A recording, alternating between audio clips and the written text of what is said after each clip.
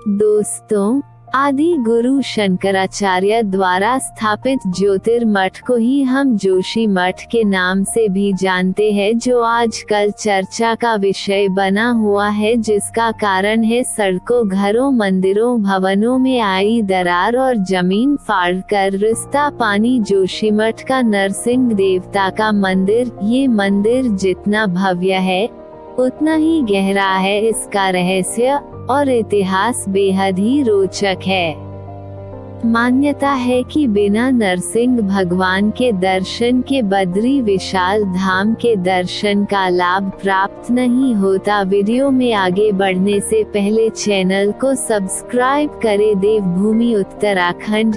यहाँ चारों धाम के अलावा कई देवी देवताओं के प्रसिद्ध मंदिर हैं, जिनकी अपनी पौराणिक मान्यताएं और कथाएं प्रचलित हैं। ऐसा ही एक विशेष मंदिर जोशीमठ का नरसिंह देवता का मंदिर आजकल चर्चा का विषय है। ये मंदिर जितना भव्य है उतना ही गहरा है इसका रहस्य और इतिहास बेहद ही रोचक है। ऐसी मान्यता है कि नरसिंह भगवान के दर्शन के बिना बद्री विशाल धाम के दर्शन का लाभ प्राप्त नहीं होता है। नरसिंह देवता भगवान विष्णु जी के चौथे अवतार माना जाता है कि लगभग 12,000 साल पुराने जोशीमठ के नरसिंह देवता के मंदिर की स्थापना आदि गुरु शंकराचार्य ने की थी। पौराणिक काल में इस जगह को कार्तिकेयपुर नाम से जाना जाता था। ग्रंथों के अनुसार नरसिंह देवता भगवान विष्णु जी के चौथे अवतार थे। मंदिर में नरसिंह भगवान की मूर्ति करीब 10 इंच की है और शालिग्राम पत्थर से बनी है। मंदिर में भगवान नरसिंह की मूर्ति एक कमल पर विराजमान है। भगवान नरसिंह के मंदिर में बद्रीनारायण, कुबेर, उद्धव की मूर्तियां भी विराजमान हैं। भगवान नरसिंह के मंदिर में राम, सीता, हनुमान जी और गरुड़ और कालिका माता की मूर्तियां भी स्थापित है। भगवान बद्रीनाथ की शीतकालीन गद्दी। सर्दियों में भगवान बद्रीनाथ इसी मंदिर में आकर विराजते हैं। यह भगवान बद्रीनाथ की शीतकालीन गद्दी है। इस मंदिर को नरसिंह बद्री भी कहा जाता है। भगवान नरसिंह के इस मंदिर को लेकर कई तरह के मत हैं। एक मत है कि भगवान शिव ने इस मंदिर की उत्पत्ति की थी, जबकि कुछ लोगों का दावा है कि पांडवों ने इस मंदिर की नींव रखी थी। एक अन्य मत है कि कश्मीर के राजा ललितादित्य मुक्तापीड द्वारा इस मंदिर का निर्माण किया गया था। ऐसा माना जाता है कि आदि गुरु शंकराचार्य ने मंदिर में भगवान नरसिंह की मूर्ति की स्थापना की थी, क्योंकि भगवान नरसिंह को वह अपना इष्ट देव मानते थे। इस मंदिर में ही आदि गुरु शंकराचार्य की गद्दी भी है। केदारखंड के सनत कुमार संहिता में कहा गया है कि जब भगवान नरसिंह की मूर्ति से जब उनका हाथ टूटकर गिर जाएगा तो विष्णु प्रयाग के समीप स्थित जय व विजय नाम के पहाड़ आपस में मिल जाएंगे और बद्रीनाथ धाम के दर्शन नहीं हो पाएंगे।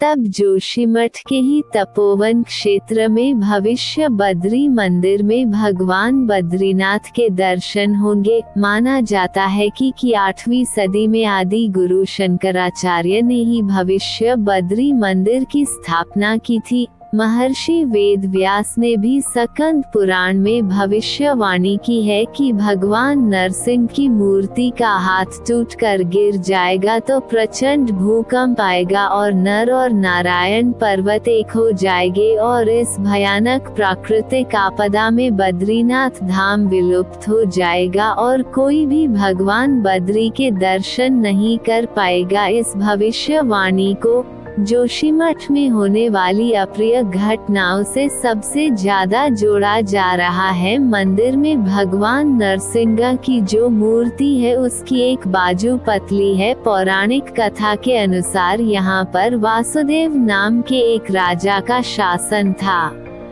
एक दिन राजा शिकार खेलने के लिए गए हुए थे। उसी समय भगवान नरसिंह राजा के महल में आए। महारानी से नरसिंह भगवान को पहले भोजन करवाया और फिर भोजन के बाद भगवान को राजा के बिस्तर पर आराम करने के लिए कहा। राजा शिकार से लौट आए और राजा ने देखा कि एक पुरुष उनके बिस्तर पर लेटा हुआ है।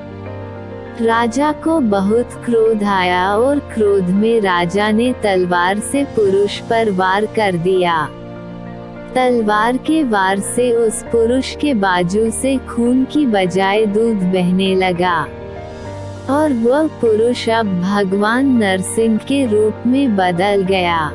राजा भगवान से क्षमा याचना करने लगा। भगवान नरसिंह ने कहा कि राजा, तुमने जो अपराध किया है उसका दंड यह है कि तुम अपने परिवार के साथ जोशीमठ छोड़ दो और कत्यूर में जाकर बस जाओ। भगवान ने कहा कि तुम्हारे प्रहार के प्रभाव से मंदिर में जो मेरी मूर्ति है उसकी एक बाजू पतली होती जाएगी और जिस दिन वह पतली होकर गिर जाएगी उस दिन राजवंश का अंत हो जाएगा। पूर्व धर्माधिकारी बद्रीनाथ मंदिर के अनुसार शंकराचार्य जी 11 वर्ष की उम्र में बद्रीनाथ आए थे। तब मंदिर के बारे में संज्ञान आया। इसका मतलब ये मंदिर बहुत प्राचीन और पौराणिक है। इसका कई बार निर्माण हुआ है। जोशीमठ मंदिर का जिक्र केदारखंड में भी है। जोशीमठ के नरसिंह मंदिर के मुख्य पुजारी ने कहा कि नरसिंह मंदिर में भगवान विष्णु अपने शांत अवतार में हैं। यहाँ भगवान नरसिंह की मूर्ति की भुजा हर गुजरते दिन के साथ पतली हो रही है। हम भुजा को हर दिन सुबह भगवान के जलाभिषेक के दौरान देखते हैं। उन्होंने दावा किया कि भविष्य बद्री में भगवान बद्रीनाथ की एक और मूर्ति है जो स्वयं उत्पन्न हुई और हर गुजरते दिन के साथ बड़ी होती जा रही है।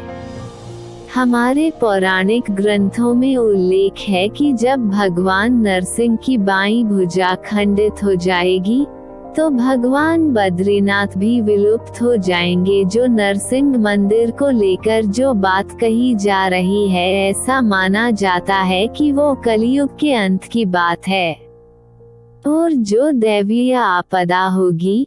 लेकिन जो इस समय जोशीमठ में हो रहा है वह मनुष्य की गलती का परिणाम है, कुछ योजनाओं का प्रभाव है जिससे जोशीमठ बढ़ते शहर के दबाव और निर्माण को सहन नहीं कर पा रहा है।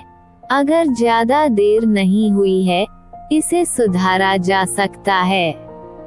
इसके लिए प्रयास शुरू भी हो चुके हैं और हम उम्मीद करते हैं कि जल्द ही हालत में सुधार आएगा और जोशीमठ को बचाया जा सकेगा। जानकारी अच्छी लगी हो तो वीडियो को लाइक और चैनल को सब्सक्राइब करें। धन्यवाद।